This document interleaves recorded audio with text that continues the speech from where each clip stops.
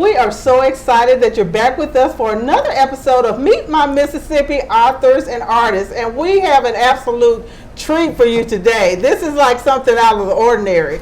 He's not just a regular author, he is a comic book author. Oh my goodness, I'm so excited just to be asking all these questions because it is just so interesting to me. The network of these people. So tell us who you are and where you're from. My name is Bradley Goldman. I am a Pontotoc, Mississippi native. I currently went to Pontotoc High School, graduated from there, went to ICC, graduated from there, and got into the comic business. Wonderful. Okay, we're going to go all the way back. First, when did you first start loving comics before you started writing or doing any of this stuff? Well, I started liking comics back when I was around 11. Up here at the local Jitney Jungle, which is now closed. My brother used to work up there. I had a real bad speech impediment, couldn't really talk that well. Okay. And he would bring me, comics from work, and I'll read them, and they actually helped me learn to actually talk sentences. Oh my goodness. And from that point, I just love them ever since then. And people talk about reading. When you read, just read something that you love. It doesn't matter what you're reading, really. Just get something that the kids love. If they like comics, it's just like reading a novel. Exactly. If they love it, they'll start reading the words, getting interested in reading and loving that. And so if they want to get Bradley Goldman's books and gothic novels, whatever it is, with the comics, that's what they should start with, what they love. Exactly. So you started collecting. Did you start collecting comic books? First off, I started reading them. Then about the ages 15, we had a comic store called Dave Carson Comics uptown here. Okay. From that point, I'm like, okay, so there's some money to be had. I'm like, well, I'm gonna be the greatest collector in the world. But that's about the time frame I started collecting them. Okay. Now tell us about writing. When did you really start having a passion for writing things, and did you really start writing comic strip type things, or just journal entries, or what did you start writing? Believe it or not, don't say poetry. Poetry is what got me into it. Poetry. Everybody says that. Yes, William Faulkner started with poetry, and he said, I wasn't any good at it, that's why I started writing novels. Oh no, it was definitely poetry.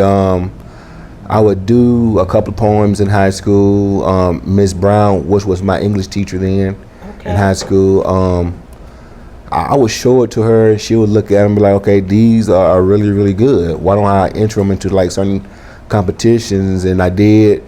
Mind you, I didn't really win anything, but they was self-fulfilling for me. Okay. But I started uploading them to poetry.com. As I was uploading them, I noticed a lot of people was enjoying them, and they were winning actually little small community awards and things.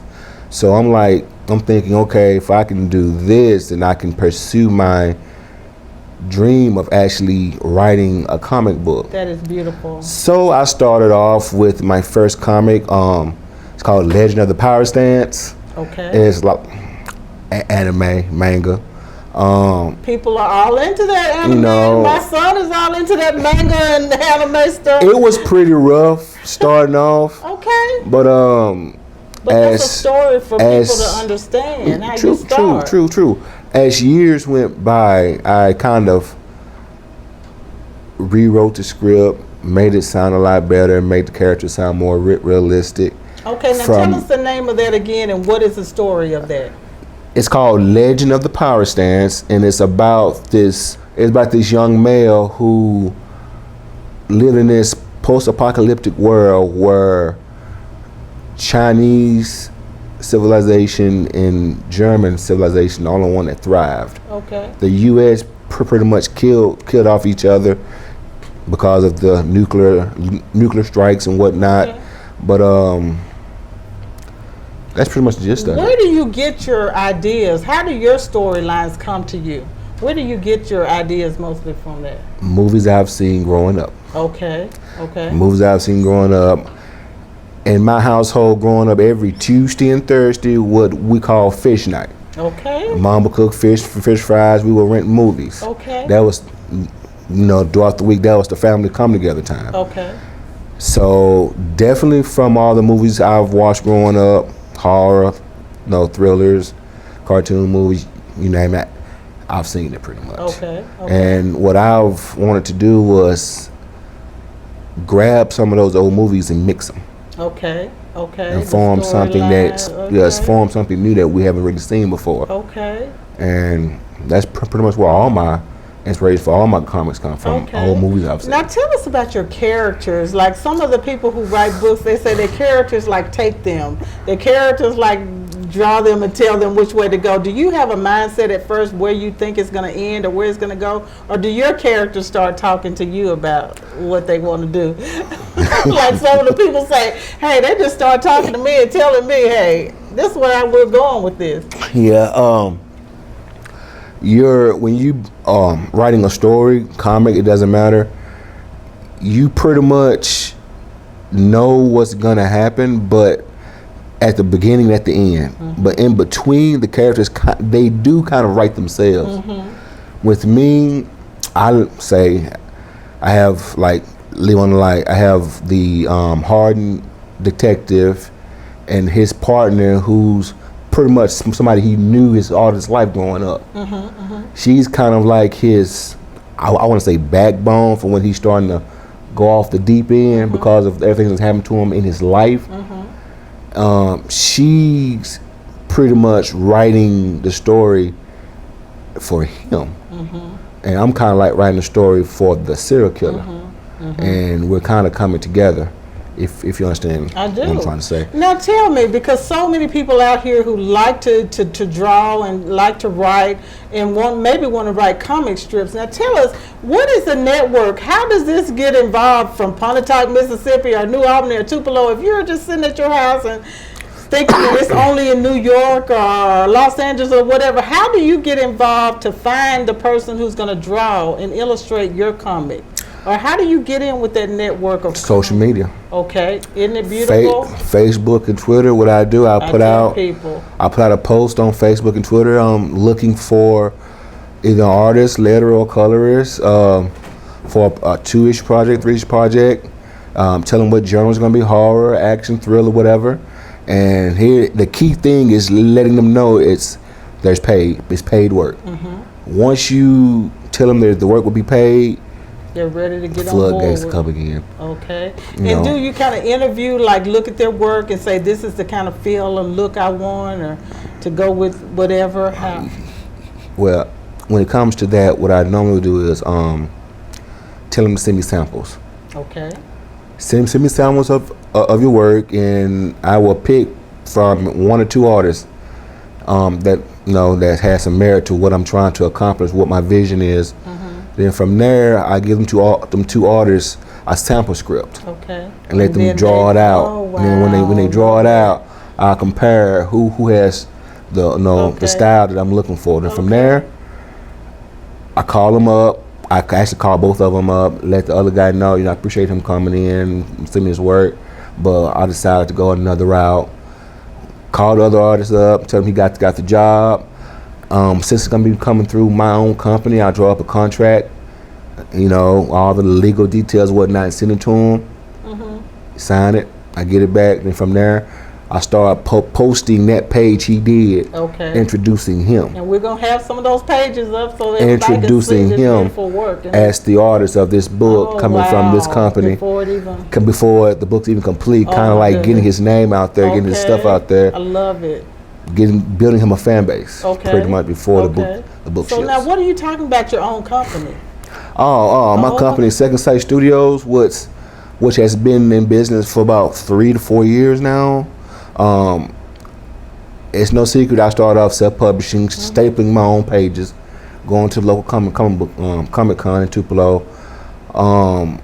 We actually partnered with Antarctic Press to put out a lot of my books that have coming out, like the old Mississippi Zombie, which you love so much. I love that. That's coming out 2020 through Antarctic Press. Really? Leave on the Life, which came out recently. Yeah. And my other comic, Blood Pot, which Antarctic Press changed the name to Horror Comics with Cold Blooded. Okay. As has already come out as well. So I just went to when you published Leave the Light On, and they're kind of sold out, basically. They are sold out. They're sold out. So now, what does that do to prices and availability? And well, what's going to happen is, okay, well, see, when it comes to like those comics with those short print runs, people tend to get them, and it's called flip them. Okay. Because when a book sells out, they put them on eBay at an extensionally high price. Okay. Like, for instance, the one that you have is the average price is $20. Okay. For a $3 to $10 book. Okay. And I'm just waiting for it to be right up there with, I was looking around while I'm letting you sign the book. There are comics up there for $2,000, $3,000. I'm like, okay, baby, what? Those are the key books. The first appearance of Wolverines and, you know, the Hulk, stuff like that. Those are the ones that's been out since the 60s. Right. And I said, if I had saved all those Richie Rich comic books and all that have stuff, something. I would really goodness. have it going on. Oh, yeah, my you goodness. You would. So now, we have heard that it may be option for a movie or Leave the Light On. What else can happen with the book? Tell us what can go on. Well, Leave on the Light, it hasn't really been option. Wait a minute, is it Leave on the Light? It's Leave on the Light. Leave on the Leave Light. on the Light. Okay. I actually, it hasn't really just been option. I have a producer and an agent. Okay. Picked it up. Okay. And they're actually kind of shopping it around to certain companies for distribution. Okay. You know, when it comes to movies, you have the producer. Okay. Once you get the producer and the pitch deck ready, they have to send it to actual companies for distribution. Okay. Once they get the funding from the distribution, put it out, that's when the filming starts. So do you have an agent for your comics or an agent for shopping this as a movie? I have an agent for shopping this as a movie. Okay. Aerosol Media. Okay.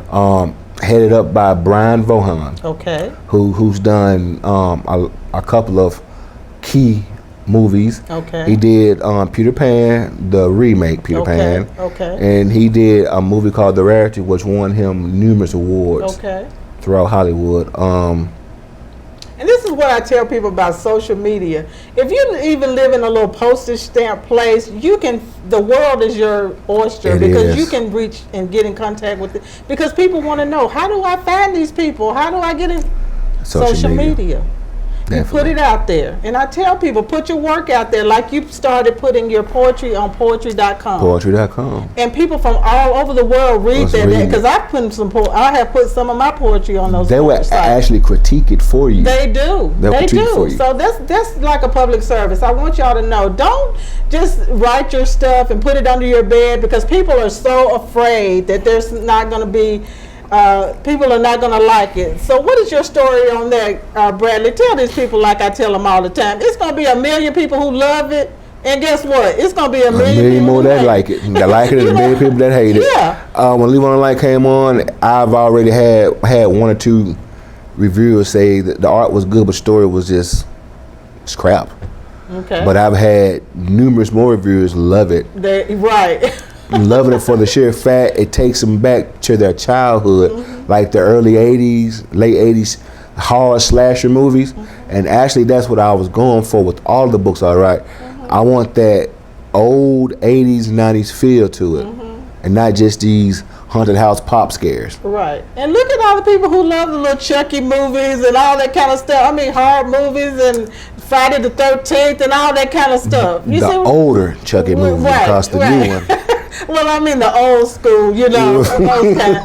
It's like there is a market for whatever it is you want to put out there. They told Star Wars, they told him, hey, that's not going to work. That's a bunch of crap. You know, it's like that's too far out there for people. Now what?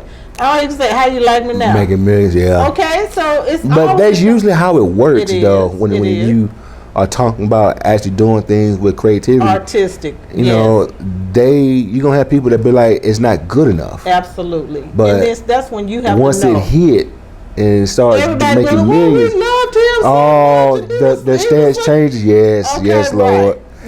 He's such a genius, creative genius, and oh my goodness, I knew it when he was 3 years old. That's how they go back memories. It's just amazing to me.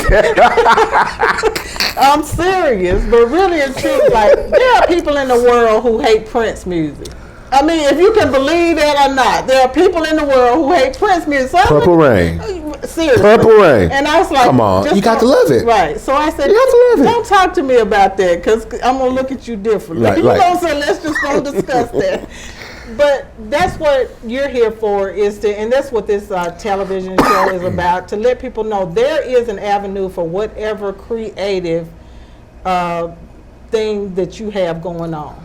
There is something for you, and there's an audience for you. Oh, definitely. And I was so impressed that as soon as you got your new release out there, I mean, there were like 4 and 5 reviews just back to back on Facebook. I was like, how do they do this? They review them. They send me the links to their reviews, but me personally, I send certain people's out what's called reader review copies of it. Right.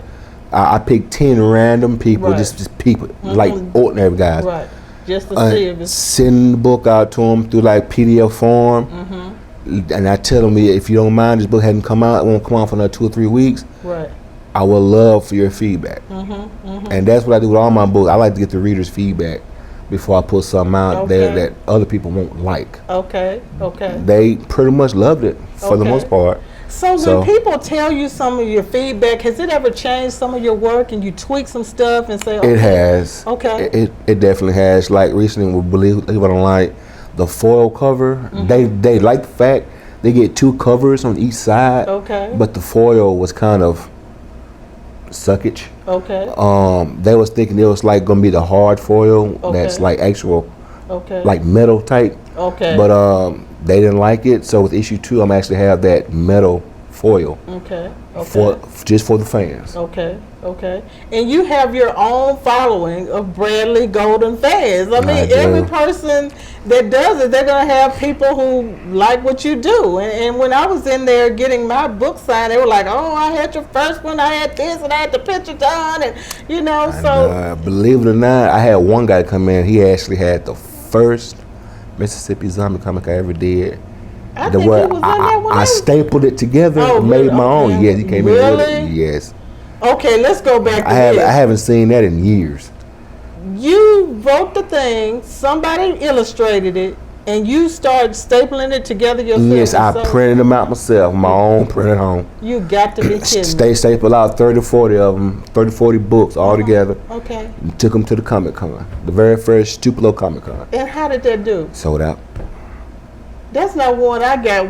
No, you got the one when they had the second one. Okay. But it sold all the way out. You kidding me? All the way out. Because people, like I said, you got an audience. You're going to have an audience no matter what you do. So don't be scared to put whatever your creative talent is. How does that make you feel when you say, hey, I did this work, and it's gratifying, isn't it? It's just thank God. That's the first thing I say. Praise God. So what does your family think about what you do? How many children do you have? What do you want to teach them through what you're doing and through your grind? I have 2 children. I have a boy and a girl. My son is 12. He'll be 13 the first part of next year. I have a daughter who's 9. She'll be 10 2 weeks after my son turned 13. Okay. I just want them to know that through hard work and dedication and the belief that they want to accomplish what they want to accomplish, they can do it.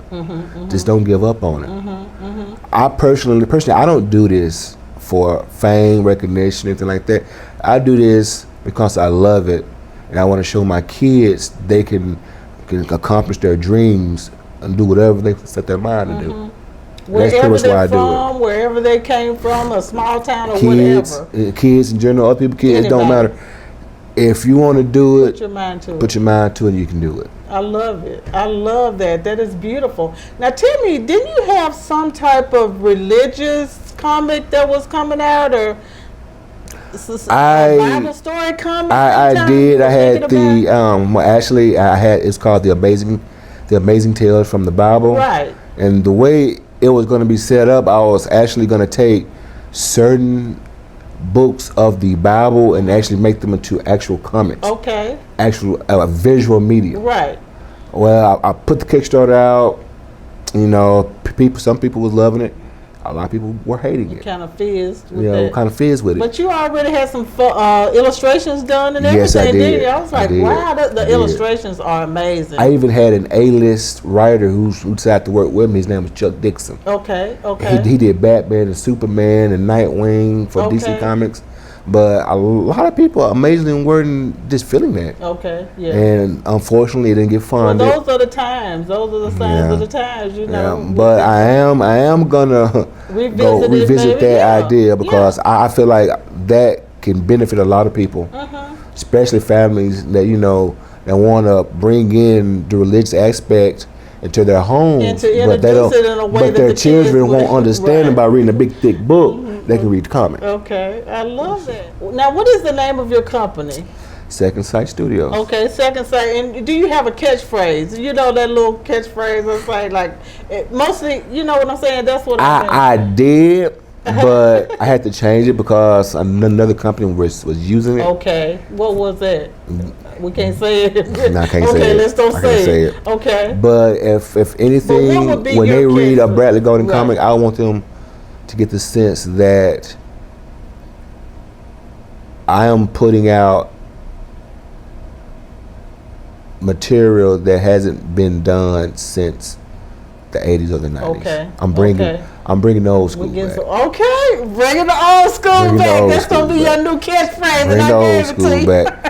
Bring the old school back. Because you know what? That's what the people were saying in there when they were talking about it. Because they give you give them the old school kind of feel of the comic books that they were really exactly bringing the old school back. See, I gave that to you, Brad. Thank you. I would trademark it for you. I got you. I love that. I love that.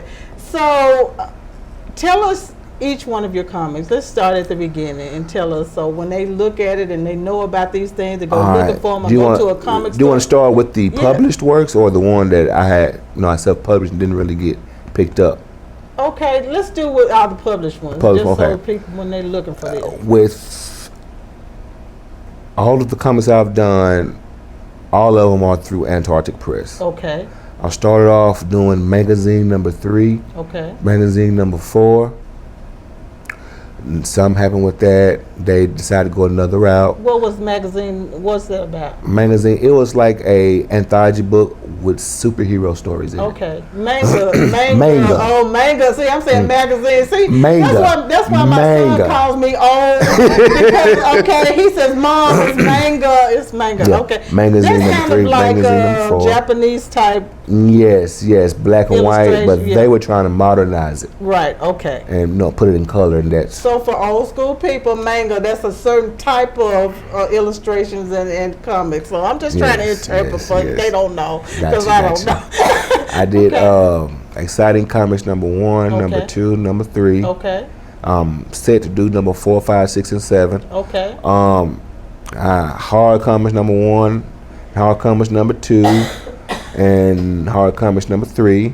Live on the Light number 1, 2, and 3. And I'm looking to do a 5-issue miniseries where I combine all of the hard elements that I introduced into one anthology book. Then I have Mississippi Zombie, which is going to be an ongoing.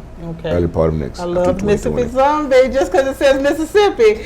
Okay, now tell me this: the one that just came out, you saying 1, 2, and 3 of that? Live on the Light is going to be 3 issues. Okay, so this was the first one. This was the first one. Okay, the second issue is going to come out pretty soon here in September, and the 3rd issue is due out in October for Halloween. Okay. And that one's going to be double-sized. Okay, what is that? Like instead of 22 pages, it's going to be 32 pages. Okay, wonderful.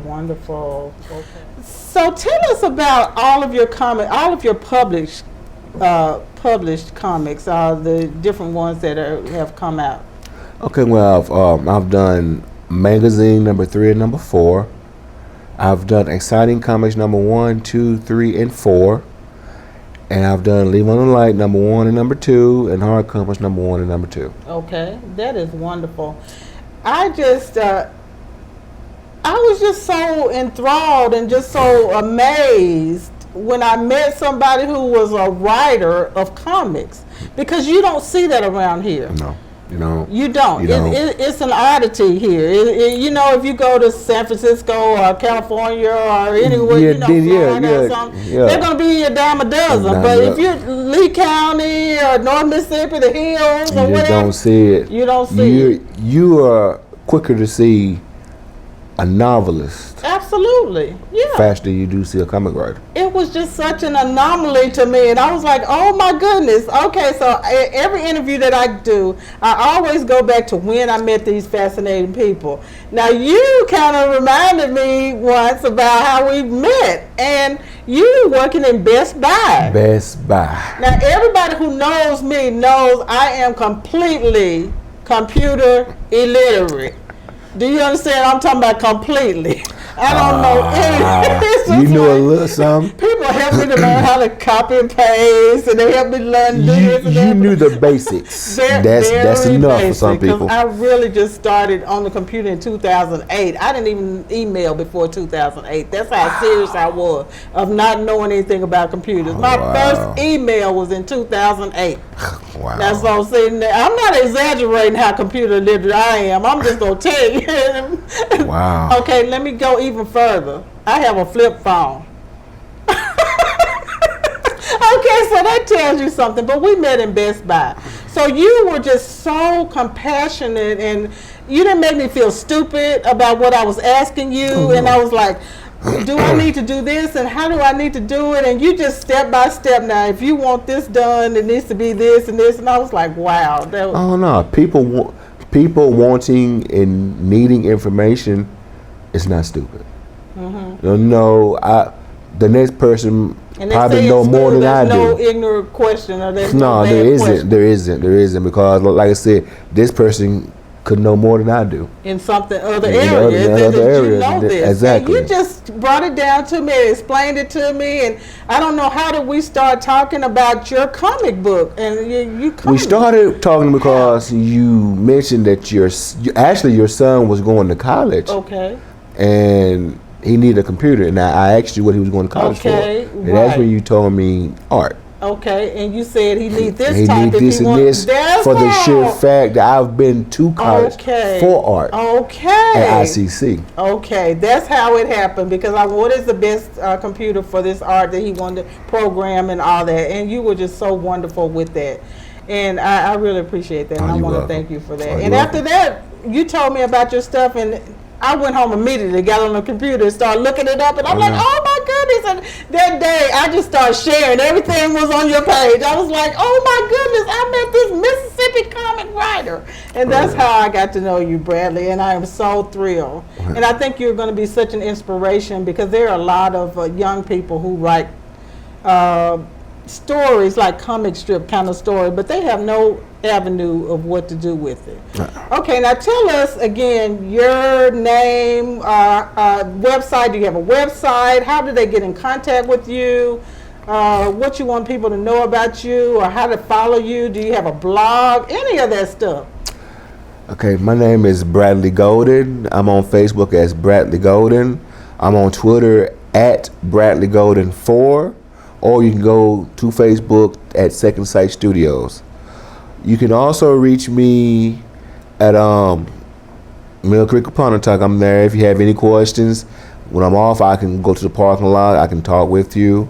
Probably even take you out to eat. We can conversate about my life or what you want to do if you're serious about getting into the comic business.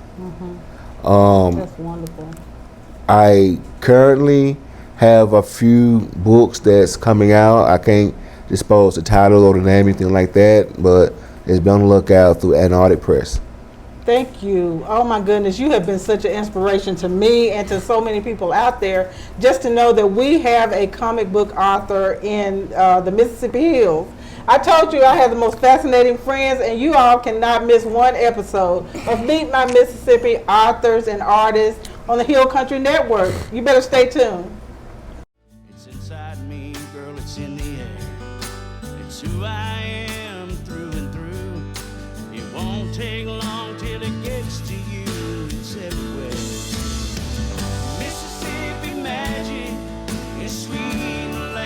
breeze.